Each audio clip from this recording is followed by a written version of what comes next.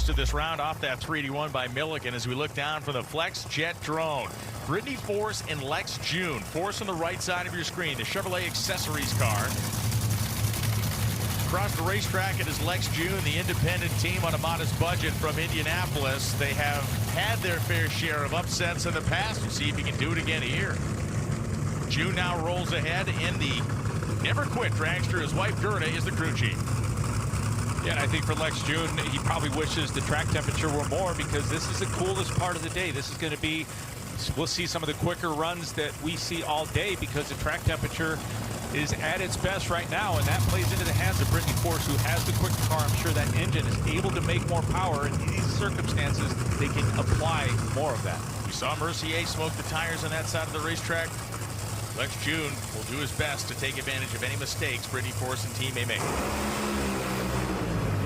Force smokes the tires, Joon smokes the tires, and Force regathers it. That is veteran experience. A nice job pedaling her race car, 429, but for a fleeting second there, it looked like Lex Joon was about to steal one. Well, and that's exactly what this comes down to. Brittany Force is a two-time champion, and Lex Joon actually had the advantage once his car, or rather once Brittany's car loses traction. You could see the difference in the reaction time, so that gives Brittany Force quite the advantage. For Lex Joon, it was a misfired cylinder followed by his loss of traction, but the disadvantage he had at the start and the experience for Brittany Force. Take a look at Brittany's car. There it is. It starts to rattle the tires. She eases off the throttle. She allows that tire to square up, and when she gets back in it, it's long enough that that rear tire is able to regain traction, and at that point, it was lights out for Lex. So for Brittany Force, another round one win. She has been slowly and methodically working her way forward in the points, and that is going to help her cause. This week's Goodyear Super Slow-Mo captured a lot of beautiful sights. Those thunderhead clouds that were moving in earlier in the weekend. This sight, not so beautiful for Tony Stewart's Wallet, as absolutely leveling an engine, and that was on the first qualifying session. The following run, they shot another supercharger, or at least tried to, in a low Earth orbit. Yeah, and if you're looking in the driver compartment, you can see the deceleration that it subjects the driver to. There was Dave Richards yesterday in the Bluebird Turf Mustang, annihilating a carbon fiber body and sitting in a blast furnace of flame, and he got a look at that, and he put his hands on his head. We'll be back with more head-shaking moments right after this. Brittany Force does a masterful job of pedaling that car to get out of first round. As a driver, how do you prepare yourself for those situations? Well, I saw, the pair out in front of us, so it's always in the back of my head. We're in the heat. We smoked twice this weekend, so for me, I felt to go up and just rolled in it, and she hooked up and she went all the way to that finish line. I saw the wind light come on. Very proud of the Chevrolet team, and 1 down, 3 to go. Consistency and going rounds week in and week out. The only guy left in the category without a first round loss. Sean Langdon, racing always with a fire in his gut. This weekend really racing with a chip on his shoulder for his whole team. They obviously were disappointed with the results of what happened in Virginia, and they are using that as a big fire to propel them this weekend. The Coletta Air Machine wearing the black coloration. Opposite side of the racetrack will be Brittany Force in the Chevrolet accessories car. Coming into this pairing, we look at the performance of the two cars. Langdon far better than Brittany, who had to pedal her way from Lex Joon. Yeah, and I think for Sean Langdon, the other thing he has to overcome is the double step, and that was the little misstep that he had. It was qualifying, but it was also a competition they had on Saturday, and that was really a throwaway run for that reason. It was just driver error. It doesn't happen to Sean Langdon that often, but that's okay. If a driver has to reset and refocus and get serious about what he's doing on the racetrack, and there's nothing wrong with that. So Brittany Force now on the left-hand side of your screen rolling in. Both cars in the pre-stage position.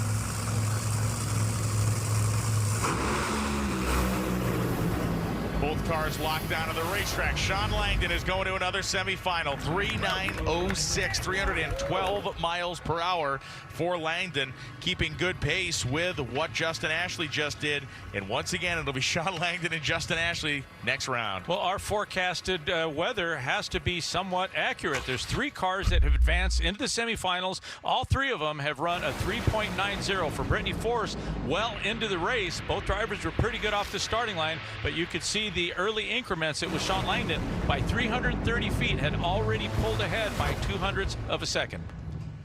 And ripping down the racetrack is Langdon. Another late round finish here for this team. And let's go down to the top end. Drag racing, like Austin Prock, the #1 qualifier for the 2nd year in a row in the Nitro Funny Car category. Like Brittany Forrest, the winner of Epping, New Hampshire, a woman who has not necessarily gotten down the track cleanly this weekend, but who brings in multiple championship years of experience. We're here in Bristol, and let's get ready to go drag racing. Brittany Forrest barged in. Brittany Forrest into the afternoon goes 341.42 miles an hour. The crowd here is going absolutely ballistic. And then blew by him in the final round, capturing all the headlines. Both cars are locked down. Header flames are up and down the drag strip. 369.4 at 340.39 miles an hour. Off the top rope comes Brittany Forrest for the win. In the funny car category, the John Force racing pair of Jack Beckman and Austin Prock have been the first two names out of everyone's mouth this season.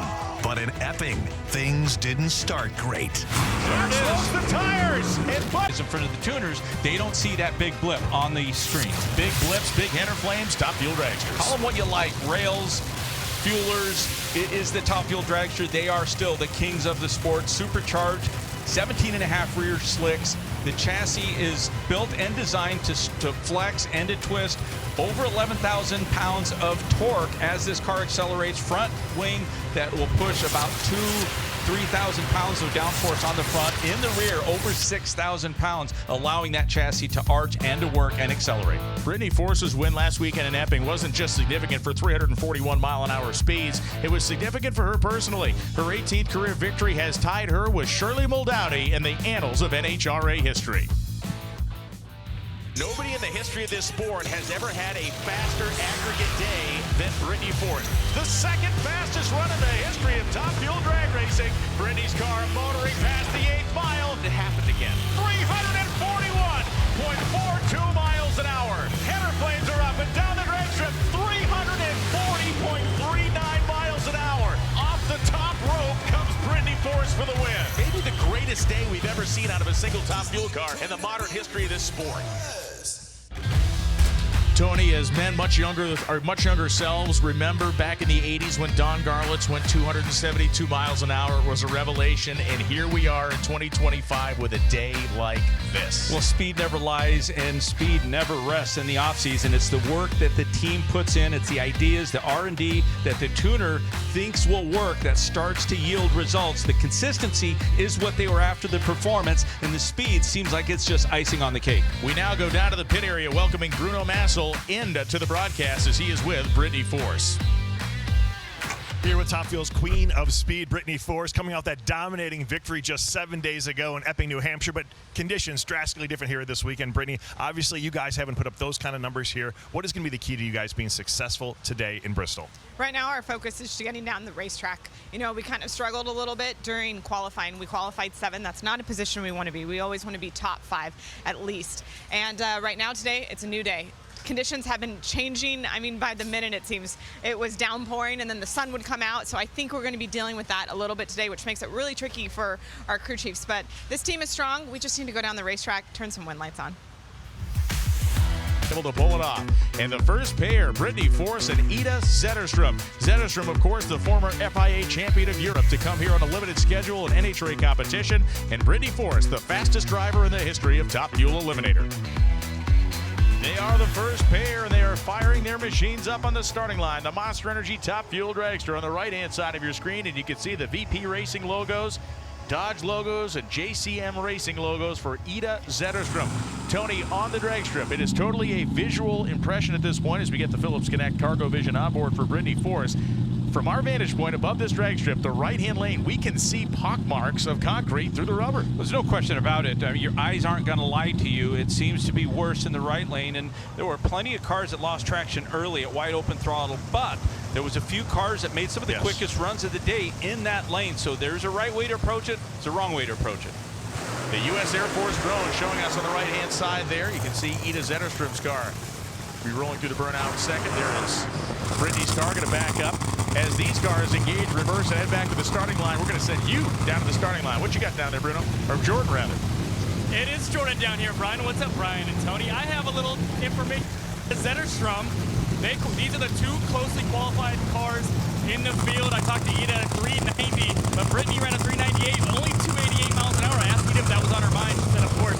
We're going to make a conservative run on Friday because we had to make it down. We know we have more in it. This track has been tricky all weekend, I will not lie. But we know what Brittany is capable of. We saw it last weekend in Epic, so we know we have to step up our game. In multiple reasons. I think right now we set the expectation as we're watching this first pair. This is going to be a lot of pedaling in the first round no matter who's out there. But there may or may not be. If the tuners hit their mark, then the driver should be able to go wide open throttle. I think for Ida, what's going to be crucial with that car is where they place the car, where they want it to launch. You can see right there the pits that we've been talking about. So the initial launch right there, where that rear tire leaves the starting line, is where they want the good rubber. So they have to be very specific about where they want the driver to line up and where they want the car positioned off the line. They made it through the zone, but then fed the power to it and it spun the tires. Brittany Force goes 381.1 at 330 miles per hour. That is 0.08 of a second better than she'd run all weekend at this point. Yeah, and what it comes down to is neither of these teams really did what they wanted to in qualifying, but when you're Ida, when you're the John Schaefer that is setting up that car for Ida Zetterström on the starting line, you know who your opponent is, and you can't take them lightly. You don't want to lay up and just go down the track. Nobody out here wants to get outrun. You could see those rear tires start to basketball, so the issues that we pointed out on the starting line really didn't take effect. It may have given that car excessive wheel speed early and led into what happened to Ida, but it was going to be hard to beat this kind of performance from Brittany. The second pair will be Shirley Muldowney, of course, the 18-time national event winner, Drag Racing Hall of Famer. This woman, an 18-time national event winner and 2-time champion. Shirley has 3 under her belt.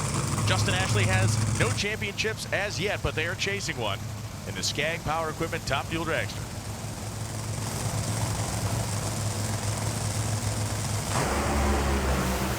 Ashley moved first. Brittany smokes the tires, and Justin Ashley, 383.9 at 329 miles an hour, will have lane choice over a previously tire-smoking Sean Langdon. Well, there you had a matchup of the 2 quickest cars from the first round, and Brittany Force was able to get off the starting line. She was trailing the race by 0.06 of a second. That was just out of the gate, and you can see Justin Ashley, they just approached this round very methodically, slowing the car down from a 378 in the first round to a 383 with the track increase of close to 18 degrees. That is a textbook tuning right there. He's averaging a 42 reaction time. So far today, he's been 40 and 36.